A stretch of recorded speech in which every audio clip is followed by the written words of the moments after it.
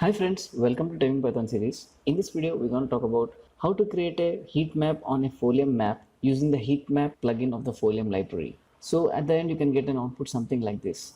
So let's get started on how can we do that. So here we have given a sample code on how to create a simple heat map in our blog post. And here you can see the thing you have to do is you have to import heatmap from the folium.plugins package. So basically you write from folium.plugins import heatmap. And while creating the heat map, it's really simple. You just have to call that heat map and give the data as input and add to the map object. That's it. Then Folium will add a heat map overlay onto your map object. So what is the format of this data object which you are giving to the heat map? So the data should be something like this. So the data is basically a list of lists, and each item in a list which you provide is something like latitude, longitude, and the value. And this value should be between 0 to 1 because the heatmap plugin assumes that 0 is the least intensity and 1 is the highest intensity. So it's just simply a single line of code to add a simple heat map to a folium map. That sounds easy, right? So let's get started with coding. So I'm going to take a blank folder. I'm going to open it with VS Code now. I'm going to create a new file. I'll just name it index.py. And the first thing I've got to do is I have to import folium, right? So I'll just write import folium. And then I'm create a map object. So I'll write map object equal to folium.map. And you can initialize your map with a desired center location and a desired zooming, right? So that can be done using location equal to, and you give the latitude longitude here, and then zoom start equal to the desired zooming you want. So for the initial latitude longitude, I'm going to copy it from a blog post here. So this is my map starting center. So let's copy this and place it here so that my map will be centered at this location when I first open the web page. And the zoom start I have taken in my example is 6. So yeah, it's matching here. All right, so now we have created a map object, right? Now what I would do is I have to save this map object as a HTML file so that I can see in browser. So let's write map object dot save, and I'm giving it a name called output.html. You can name it anything. I just write it output.html. Yeah, now what I did was I just created a map object and I'm saving it. Till now I did not create a heat map, but let's try to run this and see whether we are creating a map or not. Alright, you can see I have created an output.html file. So let me try to open that file in my browser now. So I'll open this file in my browser, and yeah, I've got my map initialized at a desired zooming level and a desired center location. So the next thing is basically I have to create a heat map, right? So to create a heat map, you can see we require data. So I'll just copy this text here. So basically what I'm doing is I'm creating a Python variable called data, and here you can see data is an array, and each item of an array is an array, and it has 3 items, which is the latitude, longitude, and the intensity of the heat map point. And yeah, I've got my heat map data ready. So let me try to create a heat map. So to create a heat map, I have to write from folium.plugins import heat map. So I'm taking the heat map class from this folium.plugin sub package basically. So I'll write heat map and give the data to it, data dot add to map.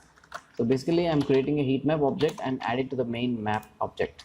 So that's it guys, we have created a heat map on a map object. So let me try to save it and run this now. Yeah, so let me see the output. I'll just open this output.html, and here you can see I've got a heat map overlaid on my map object.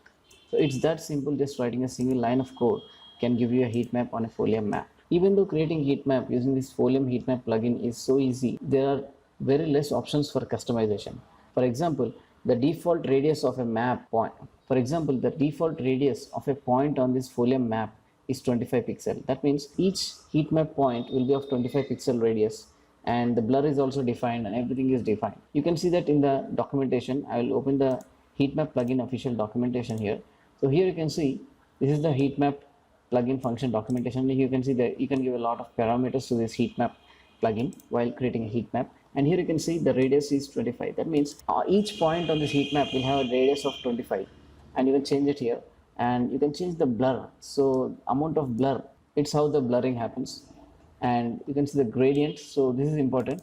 So what's happening is that when you have a high temperature or high intensity, it will be red color, and when you have a low intensity or low value, you will have a blue color. That is actually configured in this default gradient dictionary. So this is the gradient dictionary which is used in the backend.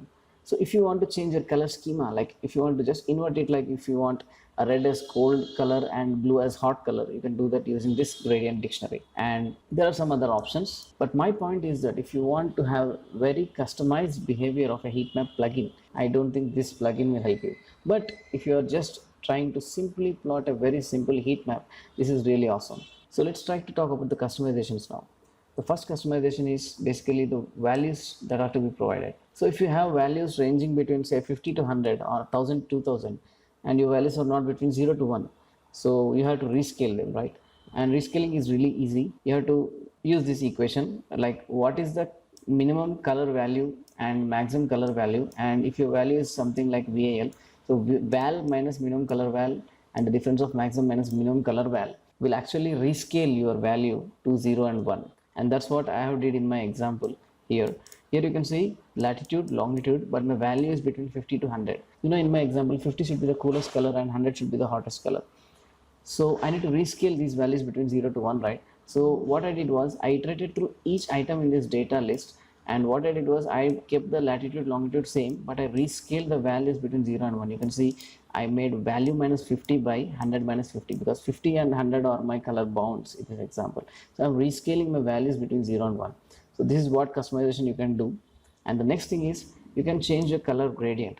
So the default color gradient has 0.4 as the cool value, but if you want to make 0 as the cool value, you can do it like this. So you can apply different types of customizations. You can even change the color scheme. You can keep whatever colors you want for each level, and the blurring happens in the backend. So this color gradient can also be used to customize your color scheme of your heat map. So let's try to demonstrate this example in our VS Code. So I'm going to copy this data now. So I'm going to replace this data with my existing data. So now I got my values between 77, 50, 98. So it's basically values between 50 to 100. So 50 should be my coolest color and 100 should be the hottest color. So if you want to rescale these values, what I do is I'll just apply a simple list comprehension. So I'll create a new variable called map data, and here I'm going to iterate through each object. So I'll write x for x in data. So currently I'm just treating each item as it is, but now I'll create a new array. I'll just write x of 0, x of 1, x of 2. So this x of 2 should be rescaled value. So I'll just write x of 2 minus 50 by 100 minus 50. Or you can even write 50, but I'm just showing it for illustration purposes. So now I've got my values rescaled between 0 and 1 using this equation. And here I can write heat map of map data and just add to the map object. So let me try to save it and run this now. Here you can see I got my 3 points rendered on this, and these values are actually between 50 to 100, but I've actually rescaled them between 0 to 1. And the next one we are talking about is the gradient, color gradient, right? So basically for a heat map, you can have an input called gradient, and this takes in the dictionary where you define the colors for each value. So in my example, in my blog post, I have created a gradient object here like this. So you can just copy these values. So I'll just show you what this dictionary looks like. So here I have created a new dictionary. I'm saying 0 is for blue color, 0.7 should be lime, 0.8 should be yellow, and so on. So I'm defining what colors should be mapped to what values using this gradient object that can be given as an input to my heat map. So let me try to save it and run this now. And let me try to reload my output now. I'll just reload my output. Since I changed the color gradient, you can see a difference in my heat map. So that's how you can even change the color scheme of your heat map using this gradient object. So these are the customizations you can do with your heat map plugin.